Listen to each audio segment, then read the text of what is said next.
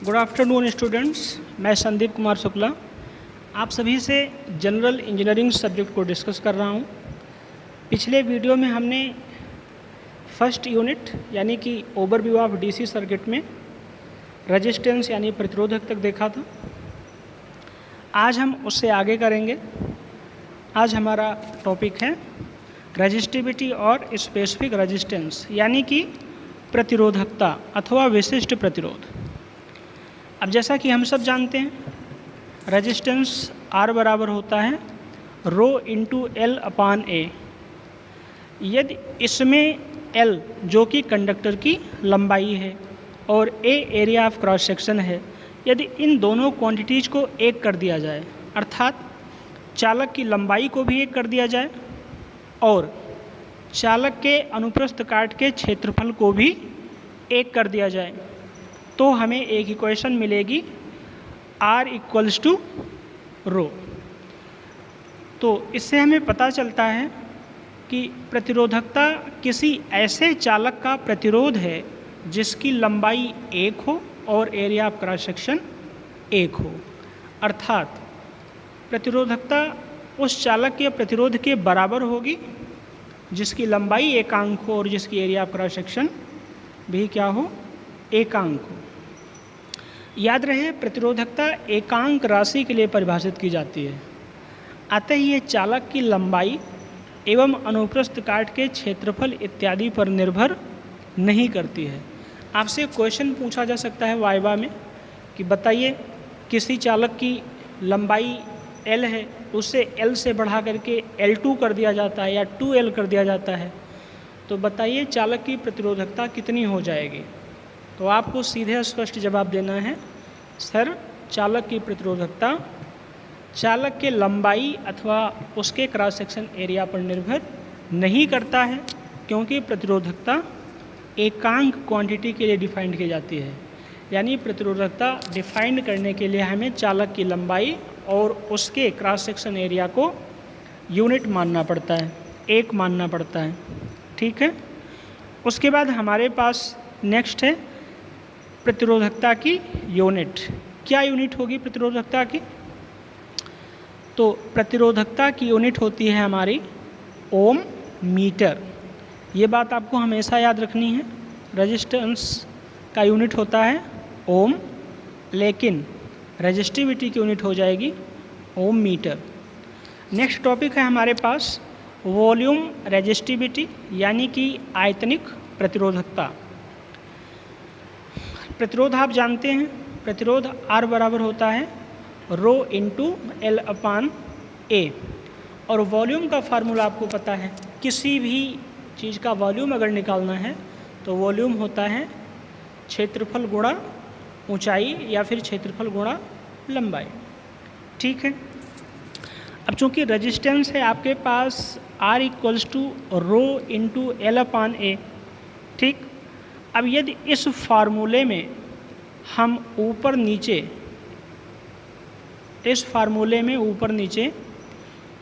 Small l से multiply कर दें, ठीक है, इस फार्मूले में अगर ऊपर नीचे स्मॉल l से मल्टीप्लाई कर दिया जाता है तो हमें ऊपर मिल जाएगा R equals to rho into L square upon A into L. ये वाली बात R equals to rho into L upon A into L upon L.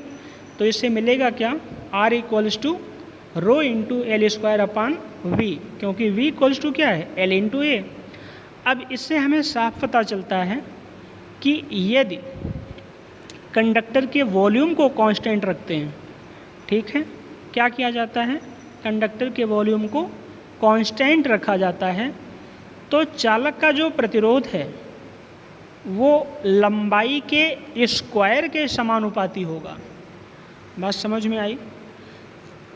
अगर किसी चालक के वॉल्यूम को, कंडक्टर के वॉल्यूम को हम चेंज नहीं करते हैं, अनचेंज्ड रखते हैं, तो उसका जो प्रतिरोध होगा यानी रेजिस्टेंस उस चालक के लंबाई के स्क्वायर के समानुपाती होगा। ठीक है। अब इससे क्वेश्चन आपको कैसे पूछा जा सकता है, मान लीजिए आपसे कहा गया कि कोई हमारे पास एक कंडक्टर है जिसकी लंबाई L इक्वल्स टू 2 थी और उसे L2 इक्वल्स टू 4 कर दिया गया है। तो अब मुझे बताइए चालक का प्रतिरोध क्या हो जाएगा। तो याद रहे इसमें अभी कन्फ्यूजन है, हमें ये नहीं पता है कि जो कंडक्टर है उसकी वॉल्यूम को चेंज किया गया कि नहीं किया गया। तो जब तक सवाल में ये मेंशन नहीं है कि चालक का जो वॉल्यूम है वो कांस्टेंट है, तब तक आप उसे कांस्टेंट नहीं मानेंगे। और पहला वाला फार्मूला जहां आपको पता था R equals to rho into L upon A, उससे R directly proportional to L करेंगे। और अगर सवाल में ये लिखा है कि चालक की लंबाई को अगर बढ़ाया गया है तो उसके वॉल्यूम को परिवर्तित नहीं किया गया है, यानी वॉल्यूम उसका कांस्टेंट ही है, तो आपको फिर R proportional to L square ये वाला फार्मूला अप्लाई कर देना है, R proportional to L square. कब? जब क्वेश्चन में साफ साफ मेंशन होगा कि चालक के वॉल्यूम को परिवर्तित नहीं किया गया है, अर्थात चालक का वॉल्यूम कांस्टेंट है। अप्लाइड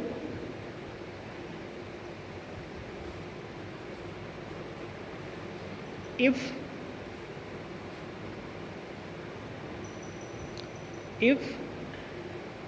volume is constant, ठीक है। इस फार्मूले को हमें तभी अप्लाई करना है जब वॉल्यूम कांस्टेंट हो, ठीक है। इसी प्रकार आगे हम क्या करेंगे, अगर इस R equals to rho into L upon A, ठीक है, इस फार्मूले में अगर हम ऊपर नीचे कैपिटल A से मल्टीप्लाई कर दें तो हमें जो इक्वेशन मिलेगी वो ये मिल जाएगी, R equals to rho L upon A into A upon A। इससे मिल जाएगा हमें equals to rho into V upon A square, ठीक है, V अपान A स्क्वायर। अब इस इक्वेशन से हमें स्पष्ट समझ में आ रहा है कि यदि चालक का वॉल्यूम हम कांस्टेंट कर दें तो जो चालक का रेजिस्टेंस है वो एरिया के स्क्वायर के क्या हो जाएगा, एरिया के स्क्वायर के व्युत्क्रमानुपाती यानी इनवर्सली प्रोपोर्शनल हो जाएगा। क्या हो जाएगा? इनवर्सली प्रोपोर्शनल हो जाएगा, ठीक है। अर्थात यदि किसी चालक के वॉल्यूम को हम कांस्टेंट रखें तो चालक का प्रतिरोध चालक के एरिया ऑफ क्रॉस सेक्शन के स्क्वायर के इनवर्सली प्रोपोर्शनल, ठीक है। कैसा? इनवर्सली प्रोपोर्शनल हो जाएगा, ठीक है। आपको ये बात समझ में आ गई होगी। अब ध्यान रहे, यदि चालक की लंबाई स्मॉल l तथा अनुप्रस्थ काट का क्षेत्रफल कैपिटल A हो तो चालक का आयतन हमारे पास V equals to L upon A है ही है, ठीक है। इसके अलावा यही पोर्शन सारी बातें हिंदी में भी दिया गया है जिसे आप देख सकते हैं। उसके बाद हमारे पास नेक्स्ट टॉपिक है वैद्युत चालन।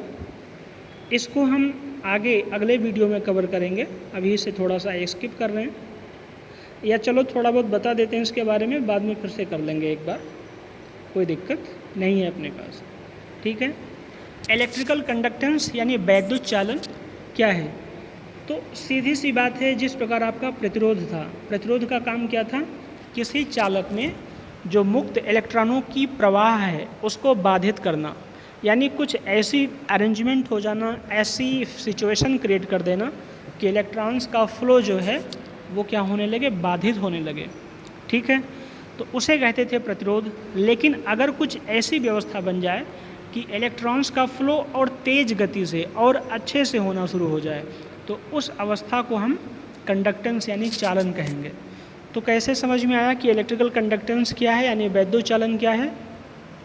तो एक ऐसी अवस्था जिसमें इलेक्ट्रॉन्स का मूवमेंट यानी फ्लो ठीक ढंग से हो रहा हो, बिना किसी बैरियर के हो रहा हो, बिना किसी रुकावट के हो रहा हो, उस अवस्था को वैद्युत चालन कहा जाता है।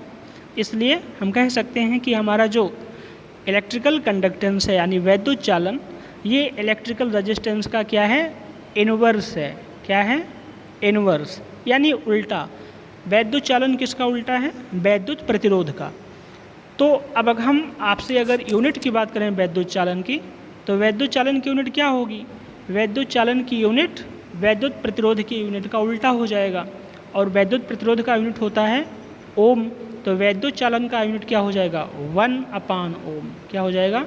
1/ओम। और इसी को हम लोग मोह बोल देते हैं, MHO। ठीक है, इसी बात को हिंदी में भी एक्सप्लेन किया गया है कि वैद्युत प्रतिरोध की विपरीत अवस्था को वैद्युत चालन कहा जाता है। वैद्युत चालन का मात्रक 1/ओम अथवा मोह होता है। ठीक है, वैद्युत चालन का SI मात्रक अगर कोई पूछे तो आपको MHO यानी मोह बताना है। ठीक है, उसके बाद हमारे पास नेक्स्ट है स्पेसिफिक कंडक्टेंस और कंडक्टिविटी यानी विशिष्ट चालन या चालकता। तो जिस प्रकार से अपने पास वैद्युत चालन आया था, और आपने देखा था वैद्युत चालन क्या था? तो वैद्युत चालन था अपने पास वैद्युत प्रतिरोध का इन्वर्स यानी कि उल्टा। उसी प्रकार से ये जो चालकता है ये भी इन्वर्स है किसका? रेजिस्टिविटी का यानी प्रतिरोधकता का। ठीक है, तो विशिष्ट चालन इन्वर्स होगा किसका? विशिष्ट प्रतिरोध का। तो आप कह सकते हैं क्या नाम है, conductivity can be defined as the inverse of specific resistance or resistivity, it is known as specific conductance. और अब चूँकि कंडक्टिविटी इन्वर्स है रेजिस्टिविटी की, तो कंडक्टिविटी का जो यूनिट होगा वो भी क्या हो जाएगा? इन्वर्स हो जाएगा किसका? रेजिस्टिविटी का। ठीक है, कंडक्टिविटी की यूनिट क्या हो जाएगी? Inverse of resistivity. और रेजिस्टिविटी की यूनिट होती है वो ओम मीटर, तो कंडक्टिविटी की यूनिट क्या आ जाएगी? 1/ओम मीटर, या फिर ओम इन्वर्स मीटर इन्वर्स। इससे भी आप इस प्रकार से लिख सकते हैं।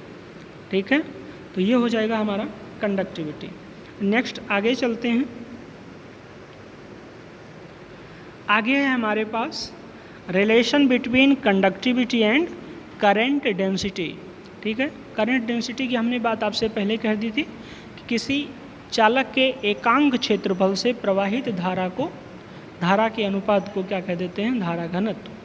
ठीक है, धारा घनत्व को J से लिखा जाता था। अब हम जानते हैं, क्या जानते हैं? हमें पता है कि जो कंडक्टेंस होता है वो होता है 1/रेजिस्टेंस, और जो इलेक्ट्रिक फील्ड होती है, ठीक, वो मल्टीप्लिकेशन होता है रेजिस्टिविटी और करंट डेंसिटी का। यानी यहाँ से अगर निकालेंगे तो मिल जाएगा electric field E equals to क्या आ जाएगा? Rho into J। ठीक है, हमारे पास आ जाएगी इलेक्ट्रिक फील्ड। अब इन दोनों इक्वेशन से अगर हम आगे देखें तो हमें एक नई इक्वेशन मिल जाएगी, और वो नई इक्वेशन हमारी क्या है? वो नई इक्वेशन है J कैपिटल J और small j equals to sigma E। धारा घनत्व को याद रखना, कैपिटल J अथवा स्मॉल j दोनों से ही व्यक्त किया जा सकता है। तो आ जाएगा capital J equals to sigma into E। समीकरण 3 हमें रिलेशन दिखाता है किसके बीच में? करंट डेंसिटी J और कंडक्टिविटी सिग्मा के बीच में। तो अगर वाइवा में आपसे पूछा जाता है कि करंट डेंसिटी और कंडक्टिविटी में क्या रिलेशन है, तो आप कह देंगे करंट डेंसिटी यानी कैपिटल J बराबर conductivity into electric field, conductivity sigma electric field E, इसलिए J equals to sigma into E। ठीक है, नेक्स्ट आगे चलते हैं। इसी बात को हिंदी में भी रिप्लिकेट किया गया है, उसी को आप लोग हिंदी में देख सकते हैं। हमारे पास नेक्स्ट टॉपिक है effect of temperature on resistance, यानी प्रतिरोध पर ताप का क्या प्रभाव पड़ता है, ये हमें देखना है। ठीक है, प्रतिरोध पर ताप का प्रभाव क्या है, इस बात को हमें देखना है। तो आप जानते हैं अगर कोई चालक है, शुद्ध चालक है, तो उसका टेम्परेचर बढ़ाने पर रेजिस्टेंस क्या होगा, बढ़ने लगता है। ठीक है, ताप बढ़ाने पर शुद्ध धातुओं का प्रतिरोध बढ़ने लगता है। ठीक है, यानी अगर कोई प्योर मेटल है और उसका टेम्परेचर बढ़ाया जाएगा तो उसका रेजिस्टेंस बढ़ने लगता है। ऐसा क्यों होता है? ऐसा इसलिए होता है क्योंकि जैसे जैसे हम टेम्परेचर बढ़ाएंगे तो जो फ्री इलेक्ट्रॉन्स हैं उनकी संख्या भी बढ़ती जाएगी। अब फ्री इलेक्ट्रॉन्स की संख्या ज़्यादा होने की वजह से वो बहुत ज़्यादा मात्रा में मूवमेंट करना शुरू कर देंगे, जिसकी वजह से उनके आपस में कोलिजन बढ़ जाएंगे, टकराहट बढ़ जाएगी और उनके फ्लो में रुकावट पैदा हो जाएगी। और फ्लो में रुकावट को ही क्या कहते हैं, प्रतिरोध। तो इस प्रकार से जैसे हम टेम्परेचर बढ़ाएंगे तो फ्री इलेक्ट्रॉनों की संख्या बढ़ेगी। फ्री इलेक्ट्रॉनों की संख्या बढ़ने से उनकी आपस में कोलिजन यानी कि टकराहट बढ़ जाएगी और इसकी वजह से इलेक्ट्रॉन फ्लो बाधित होगा। इसलिए हम कहते हैं कि किसी शुद्ध चालक का या शुद्ध पदार्थ का, अगर शुद्ध धातु का अगर प्रतिरोध टेम्परेचर बढ़ाया जाता है तो उसका प्रतिरोध बढ़ेगा। ठीक है, आगे ताप तथा प्रतिरोध के मध्य एक सरल रेखीय ग्राफ प्राप्त होता है।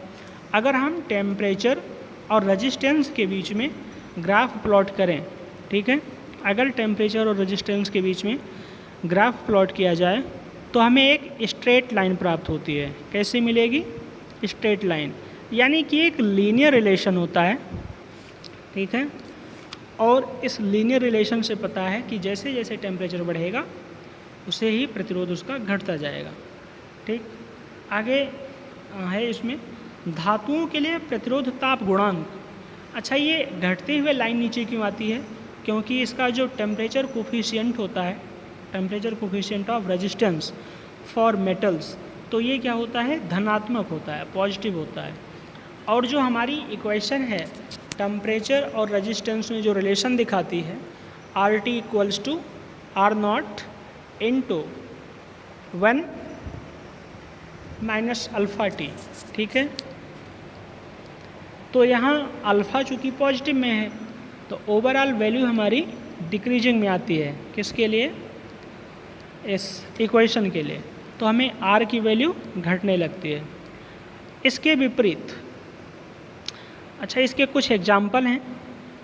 कौन कौन से ऐसे मेटल्स होंगे जिसका ताप बढ़ाने पर प्रतिरोध घटता है? तो वह है हमारे पास गोल्ड, आयरन, सिल्वर, एल्यूमिनियम इत्यादि।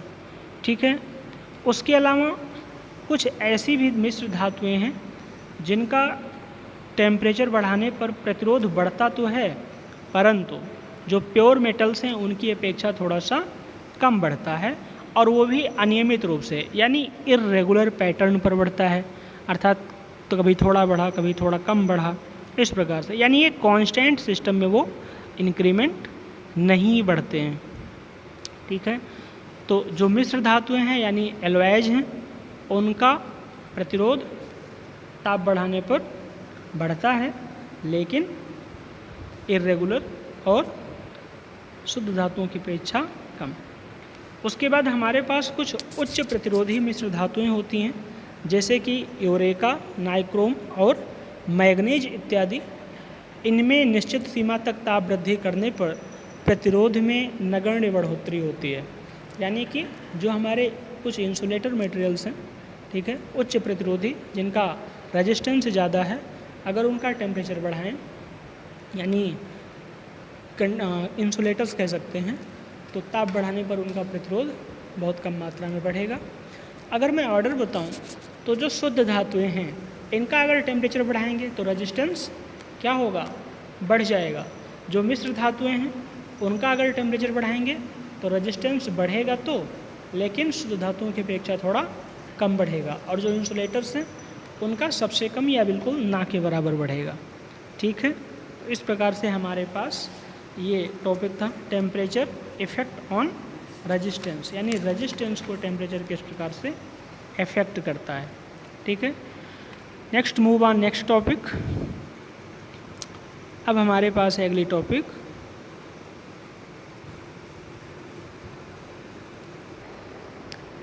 नेक्स्ट टॉपिक है अपने पास ohmic and non ohmic resistance. अब ये क्या होती है, ओमिक रेजिस्टेंस क्या है और नॉन ओमिक रेजिस्टेंस क्या है? तो ऐसे चालक जो ओम के नियम का पालन करते हैं उन्हें ओमिक रेजिस्टेंस, और जो ओम के नियम का पालन नहीं करते उन्हें नॉन ओमिक रेजिस्टेंस कहा जाता है। ठीक है। अब उदाहरण के लिए सोना, चांदी, एक सेकंड, सोना, चांदी, एल्युमिनियम इत्यादि क्या हैं? ये ओमीय प्रतिरोध व्यक्त करते हैं क्योंकि ये ओम के नियम को पालन करते हैं, जबकि कुछ ऐसे भी एलिमेंट्स हैं जैसे कि डायोड, ट्रायोड इत्यादि अनओमीय प्रतिरोध का प्रदर्शन करते हैं। अच्छा, इससे पहले हम आपको ओम के नियम के बारे में बता दें कि ओम का नियम होता क्या है। एक वैज्ञानिक थे श्रीमान जीएस ओम। इन्होंने डीसी सर्किट्स में वोल्ट, करंट और रेजिस्टेंस इनके बीच एक रिलेशन बताया था। उसी को हम लोग ओम का नियम यानी ओम्स लॉ के नाम से जानते हैं। इनके ओम के नियम के अनुसार यदि किसी चालक की भौतिक अवस्था जैसे कि लंबाई, चौड़ाई, ताप, क्षेत्रफल इत्यादि को परिवर्तित ना किया जाए यानी कि कांस्टेंट रखा जाए, तो उस चालक के सिरों पर बी वोल्ट अप्लाई करने पर, ठीक है, उसमें प्रवाहित होने वाली धारा उस विभव के समानुपाती होगी। ठीक है। यदि किसी चालक के सिरों के मध्य विभवांतर बी अप्लाई किया जाए तो उसमें प्रवाहित होने वाली धारा आई विभवांतर बी के अनुक्रमानुपाती यानी कि डायरेक्टली प्रोपोर्शनल होगी। ये स्टेटमेंट था ओम महोदय का। ठीक है। और इसी को कहते हैं ओम्स लॉ। अब यहाँ हम देखते हैं, चूँकि कहा गया धारा प्रोपोर्शनल होगी विभव के, तो आई प्रोपोर्शनल टू वी कर देंगे। अब यहाँ कुछ बच्चे I equals to R B, R सोचते हैं, तो आर नहीं 1/r कर देंगे, तो हमें मिल जाएगा V equals to I R. क्या मिल जाएगा? V equals to I R. ये हमारा हो जाएगा ओम्स लॉ का स्टेटमेंट, सॉरी फंक्शन मिल जाएगा V equals to I R. यहाँ पर आर एक कांस्टेंट है जिसे रेजिस्टेंस ऑफ कंडक्टर कहा जाता है। ठीक है। आगे देखते हैं, यही बात हिंदी में भी है, इसे आप देख सकते हैं। विद्युत प्रतिरोध हमने आपसे डिस्कस ही कर लिया था कि ये प्रॉपर्टी है किसी कंडक्टर की जिसका कार्य क्या है, इलेक्ट्रॉन फ्लो को या करंट फ्लो को अपोज करना। इसका काम क्या है? इलेक्ट्रॉन फ्लो को या करंट फ्लो को अपोज करना। इसी को क्या कह देते हैं? प्रतिरोध। यानी किसी चालक की वो प्रॉपर्टी जिसके द्वारा वो चालक के अंदर होने वाले इलेक्ट्रॉन फ्लो या करंट फ्लो का अपोज करता है, प्रतिरोध कहा जाता है। ओम के नियम से हम प्रतिरोध R इक्वल्स टू V/I निकाल लेंगे, जहाँ V है पोटेंशियल डिफरेंस और I है एम्पियर यानी करंट की यूनिट। याद रहे रेजिस्टेंस की यूनिट हमारे पास ओम है, यही बात हिंदी में भी है, इसे आप देख सकते हैं। अभी ये है dependency of resistance of conductor, यानी कि चालक के प्रतिरोध की निर्भरता किस पर डिपेंड करता है, किसी कंडक्टर का रेजिस्टेंस किन किन फैक्टर्स पर डिपेंड करता है, ये देखना भी इम्पॉर्टेंट है। तो हमने आपसे कहा था जो चालक का प्रतिरोध है वो चालक के पदार्थ की प्रकृति पर डिपेंड करता है, क्योंकि हमने कहा था ये क्या है? प्रॉपर्टी है, यानी गुण विशेष है जिसकी वजह से चालक में होने वाले धारा के प्रवाह का क्या करता है? विरोध। तो एक डिपेंड करेगा चालक के प्रकृति पर यानी उसके नेचर पर। दूसरा है चालक का ताप बढ़ाने पर प्रतिरोध बढ़ता है, पर हमने अभी थोड़ी देर पहले क्या कहा था? सिर्फ और सिर्फ जो प्योर मेटल्स हैं, जो शुद्ध चालक हैं, उनका प्रतिरोध ज़्यादा तेज़ी से बढ़ता है। जो मिश्र धातुएं हैं उनका प्रतिरोध बढ़ता तो है, लेकिन जो प्योर मेटल्स हैं उनकी अपेक्षा थोड़ा सा कम तेज़ी से बढ़ता है और अनियमित ढंग से बढ़ता है। उसके बाद हमने तीसरा कहा था जो इंसुलेटर्स टाइप के हैं हमारे, उनका प्रतिरोध बिल्कुल ना के बराबर बढ़ता है। ठीक है। और तीसरा पॉइंट है हमारे पास इसमें कि चालक की लंबाई बढ़ाने पर प्रतिरोध बढ़ता है, चालक की लंबाई बढ़ाने पर प्रतिरोध बढ़ता है, तथा चालक की मोटाई बढ़ाने पर चालक का प्रतिरोध घटता है। ये बात हमने आपसे पहले ही क्लास में डिस्कस कर लिया था।